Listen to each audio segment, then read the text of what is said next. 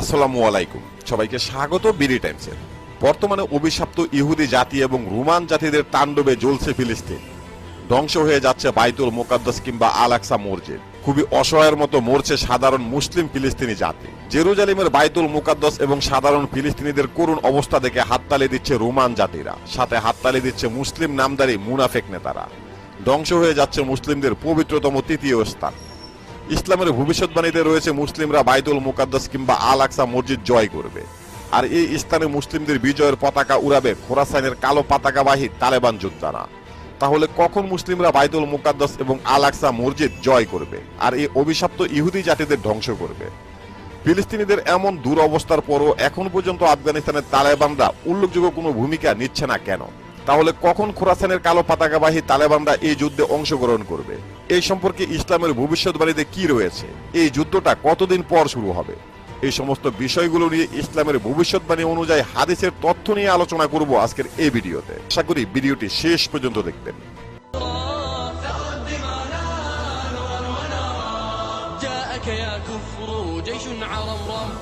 বর্তমানে বাইতুল মুকাদ্দাস, জেরুজালেম এবং ফিলিস্তিনিদের উপরে ইহুদি জাতি এবং রোমান জাতিরা একত্রিত হয়ে যেভাবে নির্মম অত্যাচার শুরু করেছে তা দেখে অনেক অমুসলিমদের হৃদয় ক্ষত হচ্ছে, অনেকে আত্মহত্যার পথ বেছে নিয়েছে। অথচ মুসলিম বিশ্বের প্রভাবশালী দেশগুলো এই ব্যাপারে উল্লেখযোগ্য কোনো পদক্ষেপ নিচ্ছে না। ইসলামের ভবিষ্যৎবাণী অনুযায়ী নবী করিম সাল্লাল্লাহু আলাইহি ওয়াসাল্লাম ভবিষ্যৎবাণী করেছেন খোরাসানের কালো পতাকাবাহী যোদ্ধারা জেরুজালেম জয় করবে এবং ইসলামের পতাকা উত্তোলন করবে। প্রথমেই জেনে নেব খোরাসান অঞ্চল কোথায়। মূলত রাসূল সাল্লাল্লাহু আলাইহি ওয়াসাল্লামের যুগের বৃহত্তর খোরাসান বলতে এই সীমানার নিম্নলিখিত ভূখণ্ডের সৃষ্টিকে বোঝাতো, যার মূল কেন্দ্র হচ্ছে বর্তমান আফগানিস্তান বিস্তৃত। উত্তর পশ্চিম আফগানিস্তান হেরাত, বাকুল, কাবুল, গাজনি, কান্দাহার দিয়ে বিস্তৃত। এরপর রয়েছে উত্তর ও দক্ষিণ পূর্ব উজবেকিস্তান, সামারকান্দা, বুখারা, শেহরিজাব, আমু নদী এবং সারি নদীর মধ্য অঞ্চল দিয়ে বিস্তৃত। এরপর রয়েছে উত্তর পূর্ব ইরান, নিশাপুর, তুষ, মাসা, গুরগান, দামাগানা দিয়ে বিস্তৃত। এরপর রয়েছে দক্ষিণ তুর্কিমেনিস্তান, মেরি প্রদেশ, মারবো, শানজান, দক্ষিণ কাজাকিস্তান, উত্তর এবং পশ্চিম পাকিস্তান। বর্তমানে রাসূল সাল্লাল্লাহু আলাইহি ওয়াসাল্লামের বলা খোরাসানের বিস্তর অংশ আফগানিস্তানের ভিতরে।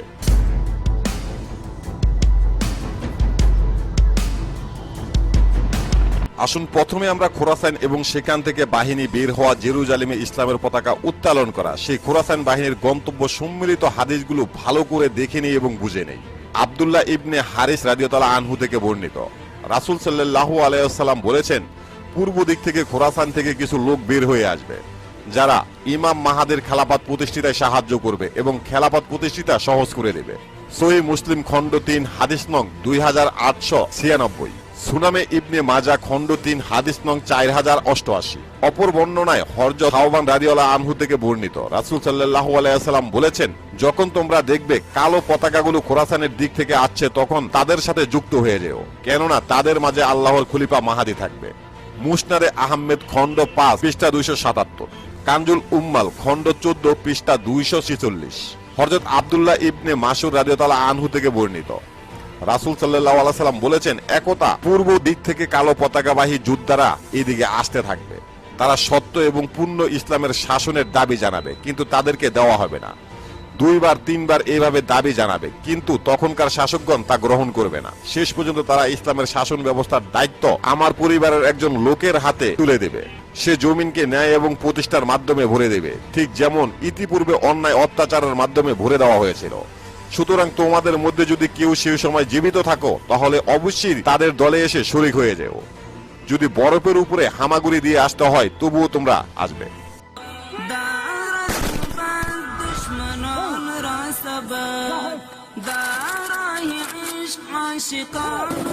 সুনানে ইবনে মাজা খণ্ড 2 পৃষ্ঠা 1366, হযরত আবু হুরায়রা রাদিয়াল্লাহু আনহু থেকে বর্ণিত, আল্লাহর রাসূল সাল্লাল্লাহু আলাইহি ওয়াসাল্লাম বলেছেন, যখন কালো পতাকাগুলো পূর্ব দিক খোরাসান থেকে বের হবে তখন কোনো বস্তু তাদেরকে প্রতিহত করতে সক্ষম হবে না।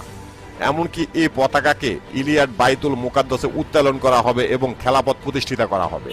সুনানে তিরমিজি হাদিস নং 2269, মুসনাদে আহমেদ হাদিস নং 8760। কালো পতাকা প্রতিহত করতে না পারলেও সম্ভাব্য প্রতিবদ্ধতা তৈরি করার ব্যাপারে বর্ণনা এসেছে। খোরাসান থেকে কালো পতাকা বের হবে। সেটি যখন খোরাসান ঘাঁটি থেকে অবতরণ করবে তখন ইসলামের খোঁজে অবতরণ করবে। কোনো বস্তু তাদের মাঝে প্রতিবদ্ধতা তৈরি করতে পারবে না, আনডবদের পতাকাগুলো ব্যতীত যেগুলো পশ্চিম দিক থেকে আসবে।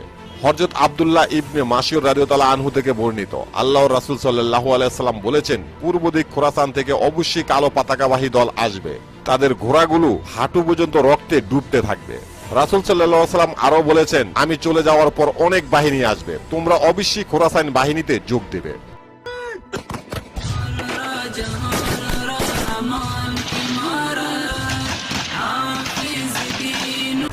পূর্ব থেকে কালো পতাকা এগিয়ে আসবে, যাদের নেতৃত্ব দিবে এমন একদল লোক যারা হবে চুল পরিহিত, খোরাসানি উষ্টির মতো লম্বা চুল ও দাড়ি বিশিষ্ট।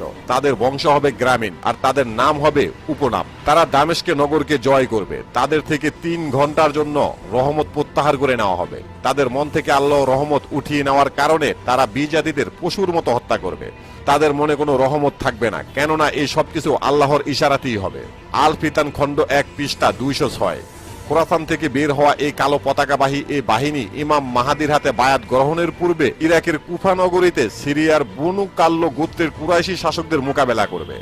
আরতাদ রাদিয়াল্লাহু আনহু বলেন, সুফিয়ান কূপে প্রবেশ করবে। 3 দিন পর্যন্ত সেই দুশমনদের বন্দীদেরকে সেখানে আটকে রাখবে তারা।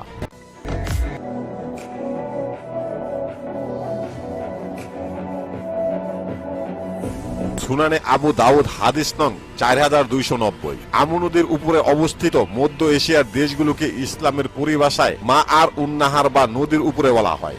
উজবেকিস্তান, তাজিকিস্তান, তুর্কিমেনিস্তান, কাজাকিস্তানের অন্তর্ভুক্ত, যা কিনা বৃহত্তর খোরাসানের একটি অংশ। মুহাম্মদ বিন হানাফিয়া রাদিয়াল্লাহু আনহু বলেন, বনু আব্বাস থেকে পতাকাবাহী দল বের হবে, অতঃপর খোরাসান থেকে কালো পতাকাবাহী অন্য একটি দল আত্মপ্রকাশ করবে। তাদের পাগড়িগুলো হবে কালো বর্ণের এবং জামা হবে সাদা বর্ণের। কালো পতাকাবাহী দল সুফিয়ানি সিরিয়ার বনু কল্লা গোত্রের কুরাইশি শাসক এর বাহিনীকে পরাজিত করে দেবে। শেষ পর্যন্ত তারা বাইতুল মুকাদ্দাসে এসে উপস্থিতি হবে এবং তাদের নেতৃত্ব ইমাম মাহাদির হাতে শপথ করে দেবে। তাদের কাছে সিরিয়া থেকে 3 শতাধিক লোক আসবে। এদের খোরাসান থেকে কালো পতাকাবাহী দল বের হওয়া এবং মাহাদির হাতে বায়াত সম্পর্কে শপথ করার মাঝে 72 মাস এবং 6 বছরের ব্যবধান থাকবে।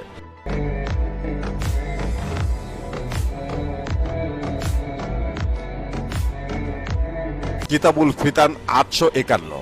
হযরত সাওবান রাদিয়াল্লাহু আনহু থেকে বর্ণিত, আল্লাহর রাসূল সাল্লাল্লাহু আলাইহি সাল্লাম বলেছেন, তোমাদের ধন ভাণ্ডারের নিকটে 3 জন খলিফা সন্তান যুদ্ধ করতে থাকবে, কিন্তু ধন ভাণ্ডার তাদের একজনও হস্তক্ষেপ করতে পারবে না। এরপর পূর্ব দিক থেকে খোরাসান থেকে কতগুলো কালো পতাকা আত্মপ্রকাশ করবে। তারা তোমাদের সাথে এমন ভাবে লড়াই করবে যে লড়াইয়ের মোকাবেলা তোমরা আগে কখনো করোনি। বর্ণনাকারী বলেন, তারপর নবীজি সাল্লাল্লাহু আলাইহি সাল্লাম বলেছেন, তারপর আল্লাহর খলিফা মাহাদির আবির্ভাব ঘটবে। তোমরা যখনই তাকে দেখবে তার হাতে বায়াত নেবে। যদি এই জন্য তোমাদেরকে বরফের উপরে হামাগুড়ি খেয়েও যেতে হয়, তবুও তোমরা আল্লাহর খলিফা মাহাদির নিকটে পুজবে। সুনানে ইবনে মাজা খণ্ড 2 পৃষ্ঠা 1366।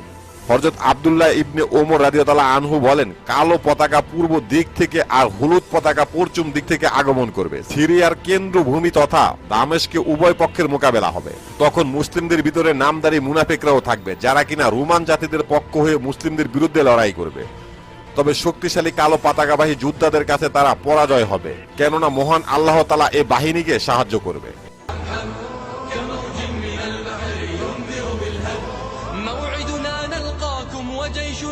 এরকম আরো অগন্তি সহিহ হাদিস রয়েছে, যেগুলো বর্ণনা করতে গেলে ঘন্টার পর ঘন্টা সময় লেগে যাবে। এবার একটু দেখে নেওয়া যাক ইসলামের ভবিষ্যৎবাণী এবং এই বাহিনী কিংবা এই দলটি কারা। বর্তমান যুগের আলেম ওলামারা এই সমস্ত হাদিসগুলো রিসার্চ করে প্রমাণ করেছে, হাদিসের ভাষ্য অনুযায়ী নবীজির ভবিষ্যৎবাণী অনুযায়ী এই দলটি হলো আফগানিস্তানের তালেবান। তো দর্শক, আমাদের প্রতিটি ভিডিওর ইনফরমেশন উল্লেখযোগ্য ভেরিফাই পেজ থেকে সংগ্রহ করা। এরপরও যদি ভুল হয়ে থাকে তাহলে অবশ্যই কমেন্ট বক্সে জানিয়ে দেবেন। এখানেই শেষ করছি আমাদের আজকের প্রতিবেদন। আল্লাহ হাফেজ।